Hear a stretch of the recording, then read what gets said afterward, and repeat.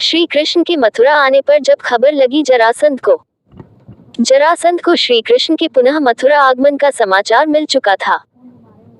इस बार उसने मथुरा को घेरने और कृष्ण का वध करने की बड़ी योजना पर काम करना शुरू कर दिया था। जरासंध ने सौबती शाल्व को अपना मित्र बना लिया था। शाल्व के पास अत्यंत ही तेज गति से उड़ने वाला एक विमान था, जिसका नाम सौब था। इसी कारण उसे सौबयक्ति कहते थे। शाल्व की नगरी मार्तिकावती आनर्त और मरुस्थली की सीमा अर्बुदगिरी पर बसी हुई थी। पश्चिमी सीमा पार कर उसने मित्रता कायम कर रखी थी। वह अपने वायुयान में बैठकर गांधार देश गया था और मथुरा पर आक्रमण करने के लिए उसने काल्यवन को मना लिया था। काल्यवन कुछ माह आर्यावर्त के दक्षिण देश के अजितंजय नगर में अपने पालक पिता यवनराज के साथ रहता था। ये काल्यवन मथुरा के राजपुरोहित गर्ग मुनि का पुत्र था। ये बात कोई नहीं जानता था। दरअसल अजितंजय की संतान ही यवन राजा को पुत्र प्राप्ति का वर दिया था। कई पत्नियां होने के बावजूद उसको कोई संतान नहीं होने की बात पता चली तो गर्ग मुनि को वर देने का पछतावा हुआ। तब उन्होंने कहा कि तुम अपने पुत्र के न सही, लेकिन मेरे पुत्र के पालक पिता बनोगे। तब गर्ग मुनि ने मथुरा में ही गोपाली नामक गोप स्त्री से जन्मे अपने पुत्र को यवन राजा को सौंप दिया था। गर्ग मुनि ने यह बात बाद में श्री कृष्ण को बता दी। उन्होंने कहा, जब मैंने उसे सौंप दिया तो वह उन्हीं का हो गया। मेरा उससे संबंध समाप्त हो गया है।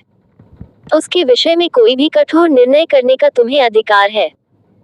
मेरी निष्ठा सदैव यादवों के प्रति रही है और रहेगी। गर्ग मुनि ने अपने जीवन का सभी ज्ञान यादवों को दिया था। वे उनके आदर्श थे। इधर काल्यवन की सेना के साथ पूर्व से शिशुपाल और जरासंध, पश्चिम से शाल्व और दक्षिण से भीष्मक ने मथुरा को घेरने की योजना बनाई। धीरे धीरे मगध में दुश्मन सेनाएं एकत्रित होने लगी। अब केवल काल्यवन की सेना सहित 14 राजाओं और उनकी सेना का इंतजार था। उधर इस दौरान श्री कृष्ण अमात्य विपृथु, उद्धव और दाऊ को लेकर ककुदमिन महाराजा के पास रैवतक चले गए। उनकी सहायता से कुछ निष्णात पनडुब्बों पानी के भीतर जहाज चलाने वाले को साथ लिया और प्रभास क्षेत्र में पहुंच गए। प्रभास क्षेत्र से लेकर कुशस्थली तक के समुद्र का सूक्ष्म निरीक्षण किया। नौकाओं से समुद्र के संपूर्ण निर्जन क्षेत्र को छान मारा। परीक्षण करने के बाद रैवतक पर्वत के पास कुशस्थली के समीप एक शांत विशाल द्वीप पर नजर गई, जहां उन्होंने शंखासुर का वध किया था। ये स्थान सभी दृष्टि से उत्तम था।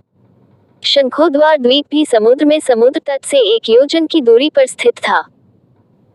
आनर्त, सौराष्ट्र, भृगु, कच्छ, मरुस्थल, अवंती आदि दिशा में दूर तक सैकड़ों योजन तक मरुभूमि फैली थी।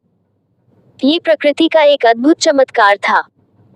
इस स्थल पर श्री कृष्ण ने एक पुरोहित के माध्यम से भूमि पूजन कराया और एक नए नगर के निर्माण की नींव रखी।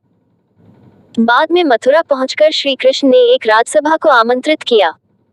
सभी प्रमुख यादवों की जीवन यात्रा में मथुरा में आयोजित यह अंतिम सभा थी। उस सभा में निर्णय लिया गया कि यादव एक नए नगर में वास करेंगे। उस सभा में गर्ग मुनि भी मौजूद थे। सभा के बाद सभी श्रेष्ठ इंजीनियरों को नए नगर निर्माण कार्य में जुटा दिया गया। योजनाबद्ध निर्माण कार्य की बागडोर मुनि व गर्ग की देखरेख में सौंपने का निर्णय लिया गया। ये भी निर्णय लिया गया कि महाराजा उग्रसेन अपनी इच्छा से इस मथुरा में ही कुछ योद्धा और सैनिकों के साथ रहेंगे, लेकिन यादवों के सभी 18 कुल के परिवार सहित नए नगर में प्रस्थान करेंगे। सभी ने श्री कृष्ण के इस प्रस्ताव को भाव विभोर होकर स्वीकार कर लिया।